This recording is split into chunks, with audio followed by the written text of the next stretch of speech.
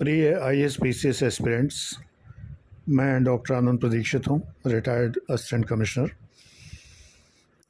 आप लोगों के लिए टाइम टेबल वैसे तो मैं कई बार बता चुका हूँ और एक बड़ी महत्वपूर्ण बात सदैव बताता हूँ कि IAS-PCS के लिए कोई टाइम टेबल नहीं होता। लेकिन फिर भी आज आपको एक रफ सा टाइम टेबल बता रहा हूँ, जिसको अगर आप फॉलो करें तो आपको ज़्यादा आसानी होगी। एक बात मैं ये बता चुका हूँ कि IAS-PCS के लिए कोई टाइम टेबल नहीं होता, क्योंकि ये ठेका है जो आपने अपने को दिया है, कॉन्ट्रैक्ट, सुपारी लिए आपने अपनी अकर्मण्यता को मारने के लिए। जो काम न करने की प्रवृत्ति है उसको मारने की सुपारी ली है आपने कि उसको आप मार के रहेंगे और आप पूरी स्मार्टनेस के साथ में पढ़ते हुए सफल हो जाएंगे। टाइम टेबल क्यों नहीं होता ये बात जान लीजिए। इसलिए नहीं होता कि एग्ज़ामिनर को केवल एक ही बात से मतलब है कि आपने जो उत्तर लिखा है वो सही है या नहीं।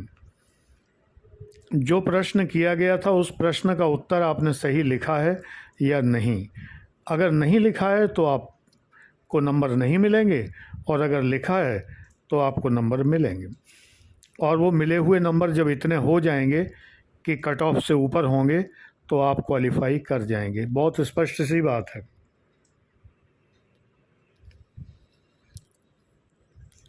यानी आपको सिलेबस पूरा करना है।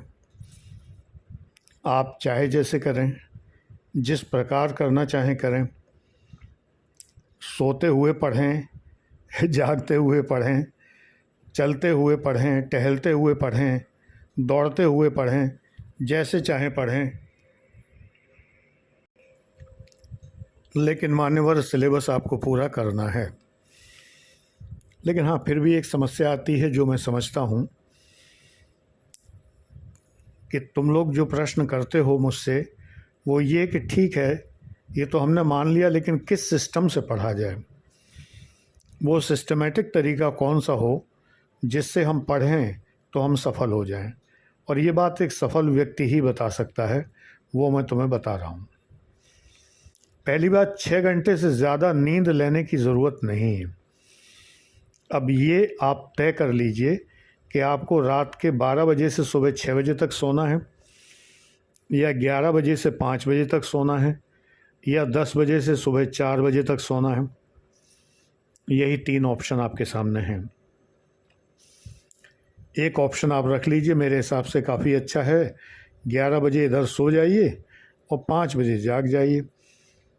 5 बजे सुबह जो उठना है बहुत अच्छा है। वैसे तो 4 बजे बहुत अच्छा होता है, ब्रह्म मुहूर्त में उठना, लेकिन अगर 4 बजे नहीं जाग पाते हैं तो 5 बजे जाग जाइए। जाग के फ्रेश होइए, कुल्ला वुल्ला करिए, और पहला काम ये करिए कि स्नान करके तैयार हो जाइए। सर्दियां हैं तो गर्म पानी से नहाइए, बीमार ना पड़ें जिससे कि, और स्नान करके बिल्कुल रेडी हो जाइए, जैसे कि जॉब पे जा रहे हों या कॉलेज जा रहे हों, और अपने अध्ययन कक्ष में बैठ जाइए, या जो अध्ययन की टेबल है आपकी, टेबल बहुत ज़रूरी है, बिना टेबल के पढ़ाई नहीं होती। बिस्तर में बैठ के कोई IAS नहीं बनता। Table, chair, table lamp, rack, pen stand, तरह तरह के पेन, रजिस्टर, स्टेशनरी की वस्तुएं, क्लिप, होल्डर इत्यादि, ये सब चीज़ें आपके पास होनी चाहिए। और एक बैग होना चाहिए, कहीं बाहर जाएं तो पढ़ने का सामान उस बैग में रख के ले जा पाएँ। ये सब चीज़ें बहुत ज़रूरी हैं। तो रात को 11 बजे अगर आपको नींद नहीं आती है तो आप तय कर लीजिए, मान लो आपको 1 बजे नींद आती है रात को, तो सुबह 6 बजे आप उठ नहीं पाएंगे, 7 बजे उठेंगे तो सुबह का सिस्टम गड़बड़ा जाएगा बेटा। इसलिए कोशिश करिए कि रात के 12 बजे के बाद ना जागें, 12 बजे तक हर हालत में सो जाएं।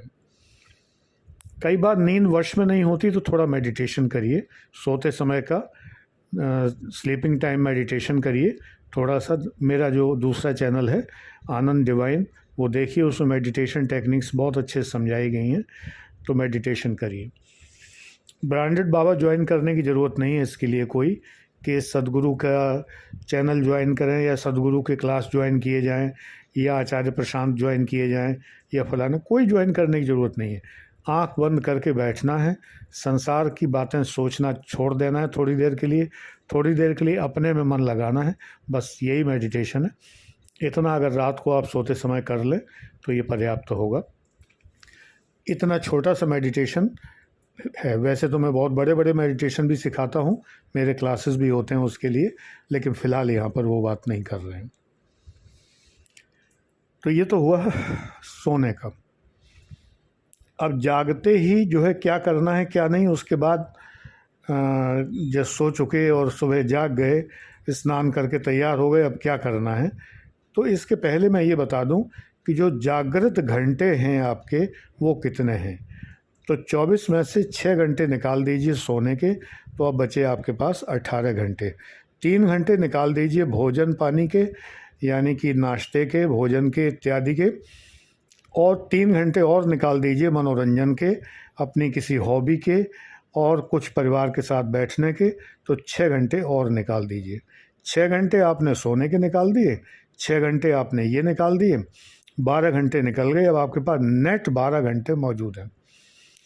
इन नेट 12 घंटे में 1 घंटा अखबार पढ़ने के लिए और 1 घंटा जो है वो रिवाइज करने के लिए। अब बचे 10 घंटे।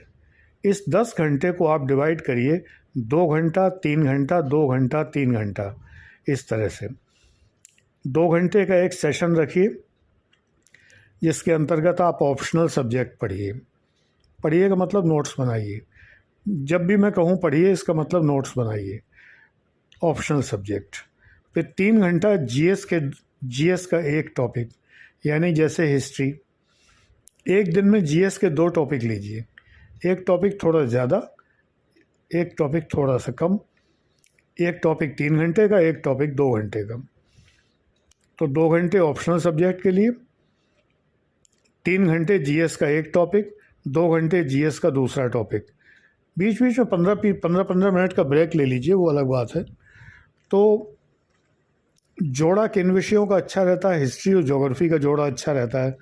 यानी एक ही दिन में जब आप 2 विषय जीएस के पढ़ रहे हों तो हिस्ट्री ज्योग्राफी पढ़िए, इकोनॉमिक्स जनरल साइंस पढ़िए, और संविधान के साथ में कोई और विषय जोड़ लीजिए। पब्लिक पॉलिसी है या जो भी और चीज़ें, पब्लिक पॉलिसी सिलेबस में है। प्री के सिलेबस में पेपर फर्स्ट में देखिए पब्लिक पॉलिसी लिखा मिलेगा। लोक नीति कोई कोचिंग पढ़ाती नहीं है, मैं पढ़ाता हूँ और फ्री चैनल पर भी पढ़ाऊँगा। तो 2 घंटा 3 घंटा वाला हिसाब लगा लीजिए। अब बचा आपके पास 3 घंटा। 2 घंटा ऑप्शनल सब्जेक्ट, 3 घंटा जीएस का एक टॉपिक, 2 घंटा जीएस का दूसरा टॉपिक। अब 3 घंटे जो और बच रहा है, इस 3 घंटे के अंदर सामान्य हिंदी, जनरल इंग्लिश, निबंध 1-1 घंटे डिवाइड कर दीजिए। या एक ही दिन 3 घंटे हिंदी पढ़ लीजिए, अगले दिन 3 घंटे